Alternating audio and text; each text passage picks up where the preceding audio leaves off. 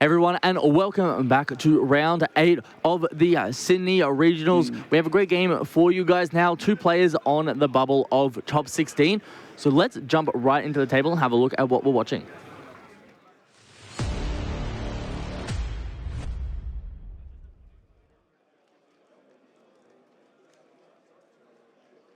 All right, so it looks like we have UP Luffy versus Green Purple Luffy.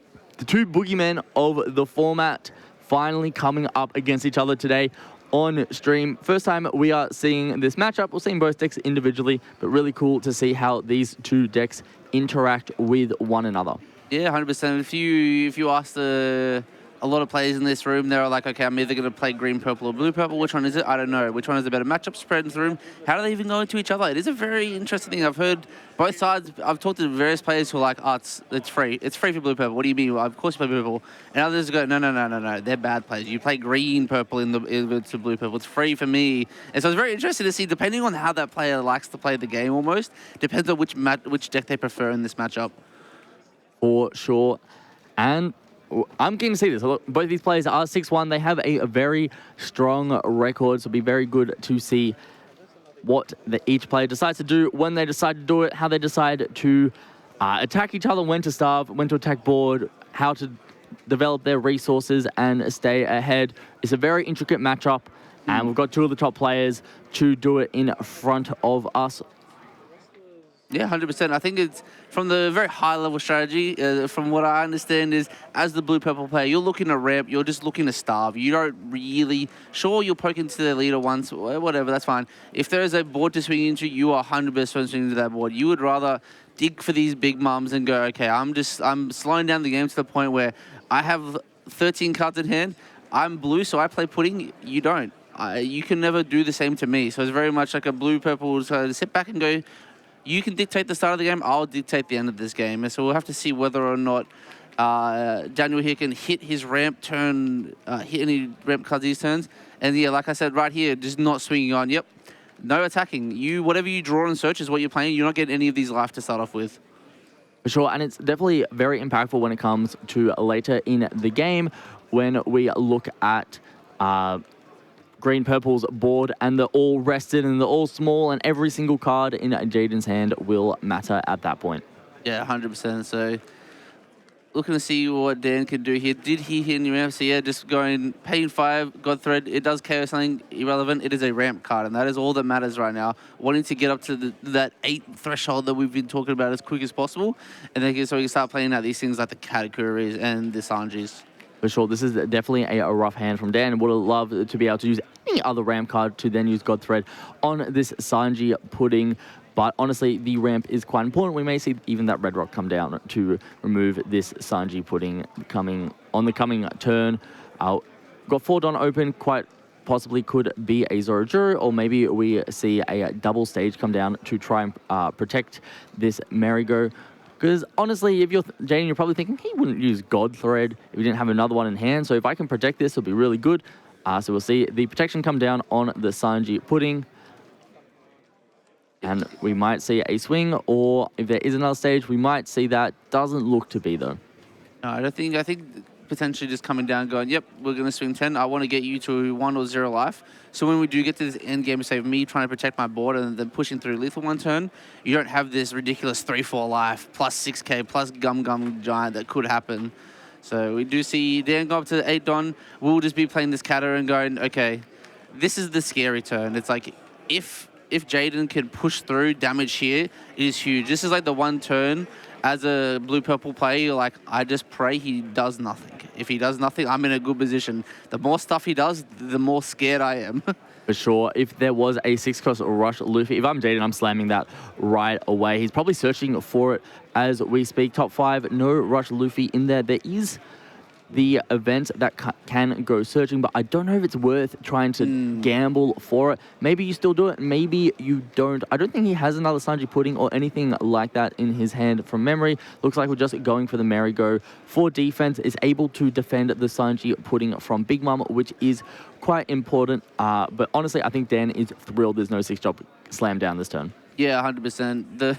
He can, if the less impactful this turn is, he can block, give a couple of 2Ks. Potentially, if he has Big Mom in hand, just go down to 0 life and go back up to 1 next turn. He will start getting the stack. So he starts, this is the turn that Dan will get all the information he needs. So like kind of play it out the next couple of turns and see, okay, what are my options? It's just how far can Jaden push it. So we will see a 7K swing come through. And we will see potentially if the block comes through, if we do see, I don't know if you can block in this situation because you can get punished by the event coming down and then just going, oh, I'm just going to swing big into your kata.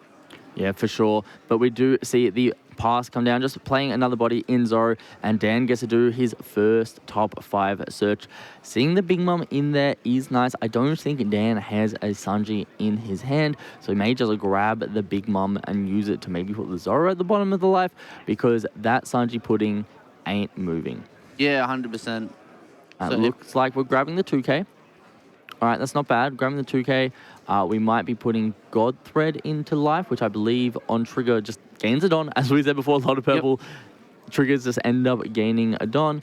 Draw for turn. We draw the God Thread. All right, looks like we might be trying to play a little bit more defensively this turn, leaving Big Mom in the stack. So during our next turn, if we find a Sanji in the top of the stack, we are able to play it very defensively. We see a second kata come down and just a pass. Yeah, I definitely think leaving up these 2 Gums, you definitely only really want to use 1. Obviously, you leave open the second for, well, I'm going to lose. I'm going to definitely use it. It's better to not lose the game than not have my leader effect.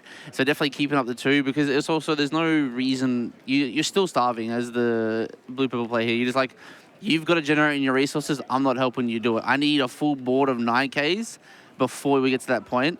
And then as Jaden, you're kind of like, I don't want to swing these characters. They're just free. They're free poke from the blue purple to swing into. So it's like you're in this awkward like stalemate situation where you're just like, I have to find the perfect time to start this poke. Otherwise, it's just all going to go downhill for me. For sure. And Jaden not having much to do in his hand. We could just see like the 7-cost Luffy come down and a swift pass back over to Daniel Peck. But that's rough. That's not what you want as Jaden. You need to be applying that tempo, right? But these Katakuris are big. They are beefy.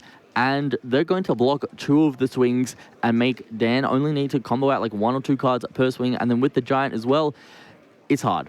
It's very, very hard. Yeah, 100%. The back-to-back Kato, I think as weird as it seems, Dan is actually in a very good position right now. It's so early days, but like the Kato is just such a strong card. Like 8K free block plus poke, it just gives you the flexibility to be able to remove characters while keeping these blockers up. For sure. We're eyeing off that Gamma Knife. Could be worth swinging, hoping for a block, and then Gamma Knifing. But the problem with that is we still have another block with the Katakuri, but looks like we're just going to slam the 7-cost Luffy. Nothing to play off it. No Sanji pudding, no Zoro Juro. So both players off to a rough pace. Jaden definitely had a better start, but Daniel being able to claw back with that leader ability to look at top 5. That consistency is amazing when your opponent doesn't have the nuts. Yeah, 100%. It was very interesting to see what Jaden decides to do with the rest of this Don, whether he just puts it all on his leader and just goes, okay, give me one of your Gum Giants, please. I'll at least get 1 out of your hand now. Maybe by forcing you to do this, maybe you didn't plan to do this and the stack might be weird, but we do see the poke come out. Very interesting. It's kind of like you're almost just giving it up, but you do want to bait this. So now you go, okay, cool, we can Gamma Knife this. The problem is you have the second kata going, hey, I mean, this one's a 5, but this one's still an 8. I'm going to just block this one and then just give you the counter I was going to give you anyway. It's a very rough situation for Jaden, I think. For sure. And look, at the end of the day, you're getting a couple cards out, right? Because you can go 6 and then 8. But that 6 is just a 2K, right? And we saw Peck search it off the Uso Hachi. So we could see that come down. But Peck being very smart, going, look, I'm not actually worried about the cards I have in hand, because I know, like, I'm looking at the board, I'm chill with this board. The cards in hand isn't how this game ends. How this game ends is me not having the right card. So I'm using this Gum Giant as consistency, not as defense, right? I didn't need it there. I'm using it as consistency. Yeah, I do think we see all the perfect stack coming through. We see the Sanji, see some events, and we see the Big Mom. I think we'll definitely see the grabbing of potentially an event or the Sanji, drawing one or the other, and then just going the classic play Sanji into Big Mom into putting that putting into life and getting her own life. Jaden here forgetting to use that field, which will actually be huge right now. It means that the Sanji Pudding actually can be selected for this removal effect. And you'll probably then just see one of the Katas swing into the Zoro, clean it up, and then just go, okay, I've advanced my board state, you've lost yours a little bit, nothing gained from you. Do something again. For sure, and the very smart thing is obviously Jaden has no clue whether there's actually a Big Mom in hand or not. So Daniel's just going to swing 8 into the Sanjin Pudding. He's just going to swing it and say, show me a 2K. But then Jaden's going to go, well, you know that really neat trick you did where you decided to Gum Gum Giant for consistency? Well, I'm going to do the same thing. I've left Don open. I'm probably Gum Gum Gianting for consistency. I have 3 breaking up my hand, and I do not want that. We're going to swing 6 first into the Roronoa Zoro. Potentially just see the 2K come down. The 8 probably into the Roronoa Zoro. I guess Peck knows he has that removal for the Sanji Pudding. Jaden going, ooh, this is a little bit scary. But Peck also knowing he wants to remove both, and only one Gum Gum Giant comes down. And he's also happy for Jaden to go back down to 7 Don. And it's probably at this point where he's a bit annoyed that he didn't use stage and he left it inactive. Yeah, 100%. I think like swinging into the smaller character, it is kind of like, okay, well, this one should be free, but you also do get more cards out of your opponent's hand if they want to defend it. So swinging into the Sanji Pudding, it's like, yeah, you get 2-2, and then you can clean up the Zoro pretty easily. But if he wants to keep something alive that's in rest mode, it is going to be a lot of effort and a lot of resources out of the hand to get there. For sure. Jaden very much eyeing off that Gum Gum Giant, and I think it's less in terms of he wants to use the giant to save this Zoro. More so, I want to use this giant to see 2 new cards. Potentially, please show me some new cards. Yeah. And that's one of the crazy parts about Gum Gum Giant in these Purple Luffy decks, is that at some point you just use it as a draw 2. Yeah, 100%. It's like, well, my hand's not bad, isn't too bad. I'm only swung out for 6 and a 5, but I just need to see new cards. It feels bad, but you already know the Don isn't really an issue in both of these decks, so you just go, I'm just going to use this as potentially a pot of greed almost in a way. For sure. We'll see the 1 Don get tapped. We'll see the Gum Gum Giant discard 1, draw 2. That's the Sanji Pudding, and that is the Zoro draw. Those are the 2 cards that Jaden will want to play next turn. We see another 8K swing come down. We see the 9-cost Big Mom be played.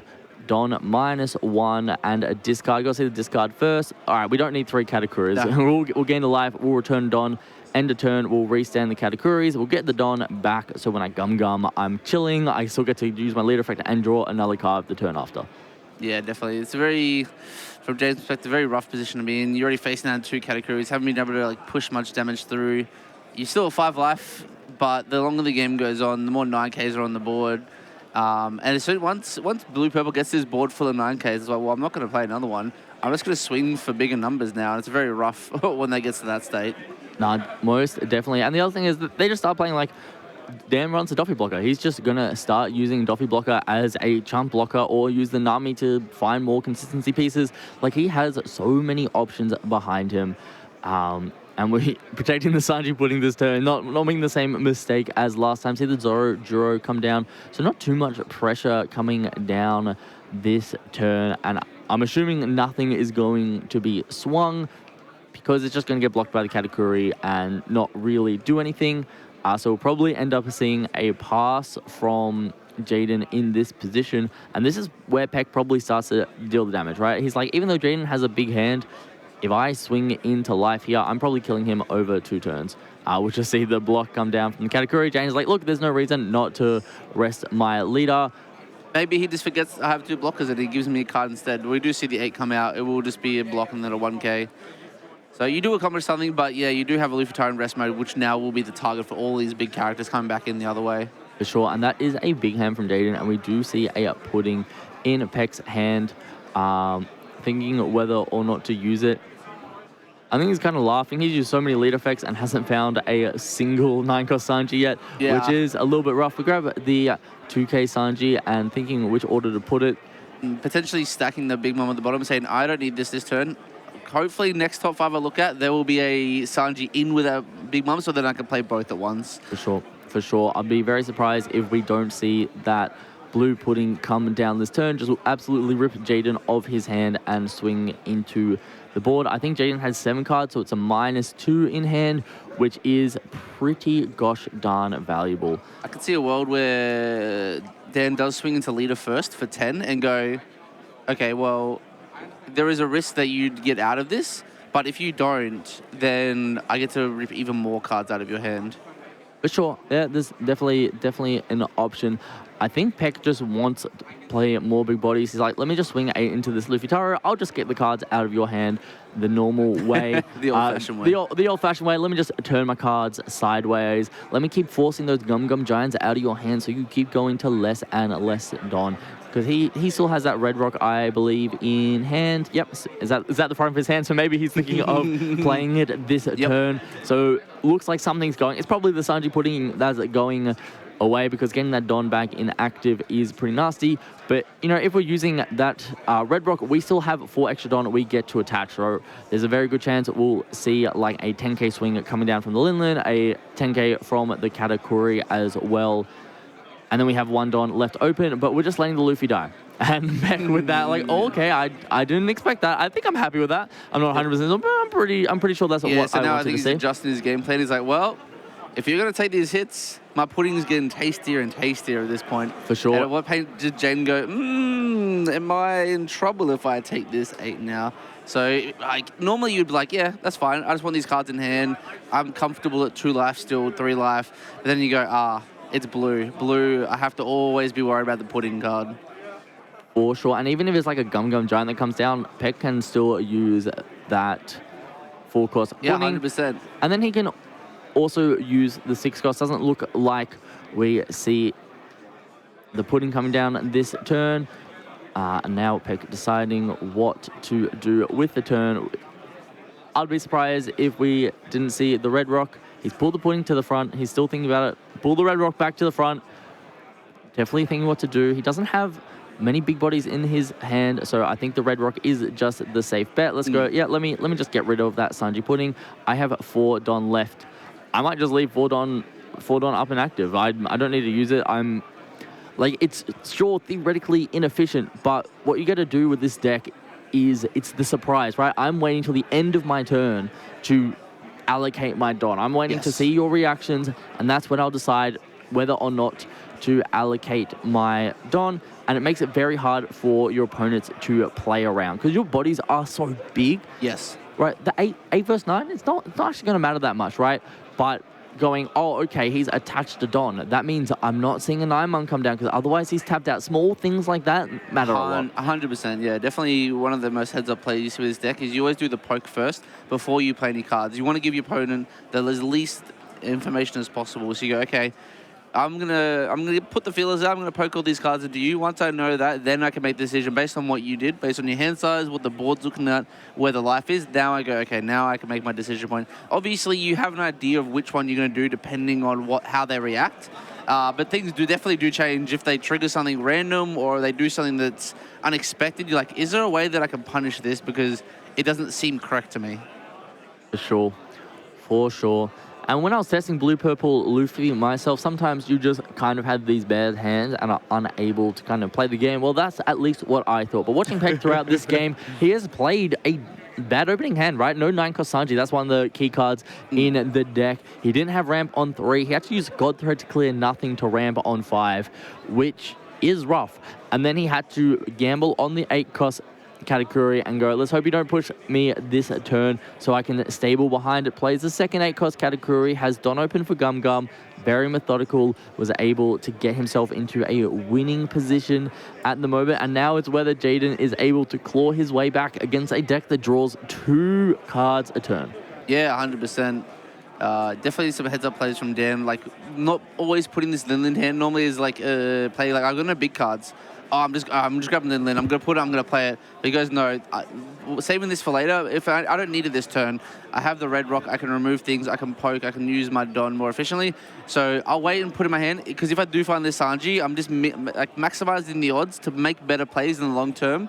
has definitely been there. Jaden definitely not seeing this rush Luffy on curve has definitely been rough for him. It means his whole game plan has been slower, and the more he slows down, the better it does get for Dan. So the slow couple turns he's had in the middle here have just put him what seems behind a lot. Yeah, we'll see a 9K swing into leader. Dan is either going to Gum Gum Giant or block and 2K.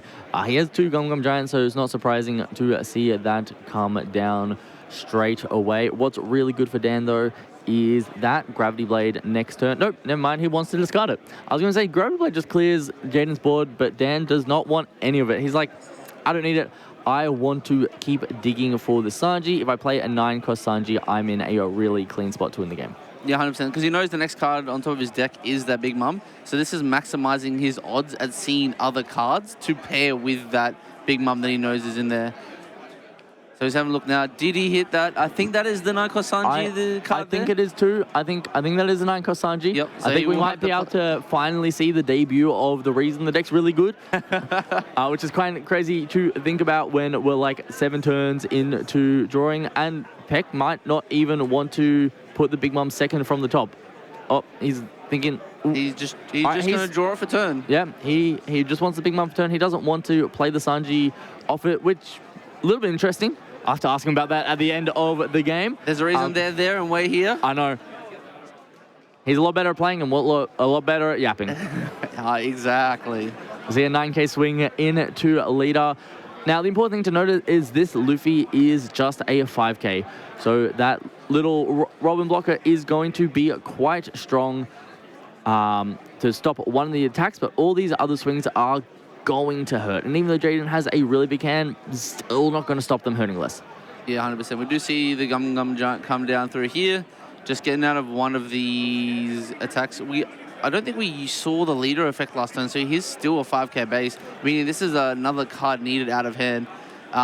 This could be a putting turn from Dan. He's like, okay, well, we'll reset you now. You can cycle, get these Gum Gum Giants out of your hand, and now you can draw 5 random cards. So you don't even get the option of drawing back into them. It's a very interesting play to sequence like this. And it seems to be working if we do see that pudding come down, which we do. For sure. Jaden choosing not to Dom minus on the Niggerum. He was probably like looking at Dan's like, he looks too happy that I blocked. Yeah, I'm not minusing a Don to draw another card. I'm just going to get puddinged either way. 100%. Yeah, I definitely think the putting after all these attacks, a lot of players will just slam it immediately, but knowing you kind of want your opponent to use the Giants before you putting, so you don't shuffle them back in, instead of going, it's essentially the difference between I'm playing for a long game, I just don't even have these resources, versus I'm going for game right now, and I want you to have random cards to try and defend with. So Dan actually didn't really care less about what the cards in his hand were when attacking, more just the amount of them. And then afterwards, he's like, okay, now I don't want you to have the randomness to start your next turn. For sure. And I think the other way to look at it is when Dan's attacking and Jaden has to use Gum Gum, Jaden loses to Don. Yes. Right, so Dan wants Jaden to use Gum Gum. He doesn't care about the draws. He doesn't care about the power. He just cares about Jaden having 2 less Don for him to try and find some shenanigans or some way to pull out a victory. And it's rough now. It's rough at this position. We don't see any rush Luffys, so no attacking this turn.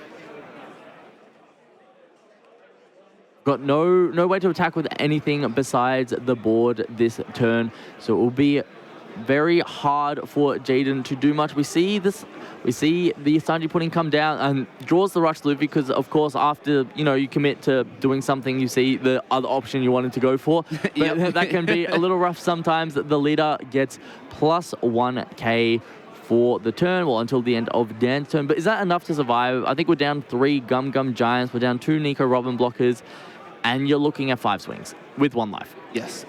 Very rough position to be in, no blockers in hand. It is kind of like what can I do to not lose the game at this point? You're not even you're just trying to prolong and get like, okay, what are my outs? How do I actually get back into this game? Whatever it is, even if it feels bad and it feels losing, I just have to go for that essentially at this point. For sure. All these cards look a little bit rough for Jaden to grab. The all dead. He wants counter. Not able to find any. He's probably going to slam these Zoro. No, slams the Nami first. Let me look at the top 5, hopefully find a card with counter. We found a Nami which has counter, but we can't grab Nami off Nami. So we grab another dead card. See both players just kind of laughing to themselves, going, yeah, look, no counter off 2 searches is a little bit rough. You know, losing the 1k counter off a Nami search is kind of rough. We'll see a 9k swing come down, and we're just going to see Gum Gum Giant Peck going, you know what, I want to see more cards. We'll draw 2. Yep. And it looks like we'll protect the Sanji Pudding all one last time, and then get our lead effect to look at top 5. There's definitely a Sanji there this time. We will see if he will play it. I think it's more of a... I guess Dan at this point is just kind of going, I don't need to play more big boardies. I'd rather disrupt my opponent than like progress the board further. My board is already good enough to win the game over 3 turns, as long as I don't lose. Playing another Sanji Linlin doesn't speed it up enough where I think it matters. I'd rather go for the safer options in case there does come something from Jaden's side which can disrupt my game plan. So I'm just going to keep go poke, poke, poke, probably just play out this Nami and just go, okay, draw 3, put 2 dead cards at the bottom of my deck and go, I have so many cards in hand, you cannot win the game. Even if I do not win this turn, you are not winning the turn after. I think you're overthinking a little bit. I think Peck's just going to go whack, whack, whack, and that will be a game. Yeah, there we go. A nice and long game, actually. Both players being at, well, I guess Peck being at 10 Don for a while. Jaden floating around 7 and 8 for, you know, maybe like a 5, 6, 7 turns. But Jaden just not being able to get through those category blockers. Having 8k blockers is really strong, and when GP doesn't have any top end, it is very, very difficult to get through them once blue-purple stabilizes. But that was the end of our round 8. Daniel Peck is now 7-1 with a very high chance of making top cup. Yeah, 100%. Good resistances going into it. We're still waiting to confirm whether there will be one more round. So once we do know that, we will let you know. But we'll come back to the booth with us.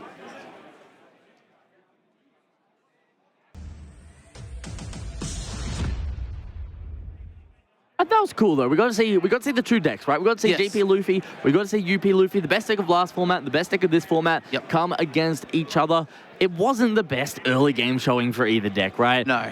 Jaden he didn't have any plays for the first couple turns, no searches. He had the Sanji Pudding, but then didn't have anything really to follow up. He had to play the 7-cost Luffy Taro for no effect, which was brutal. Very, very brutal to see. Peck had to play God Thread for 0 effect as well. So even if Jaden did have the 4 Don Zorojuro play, he wouldn't have done too much, right? That's true.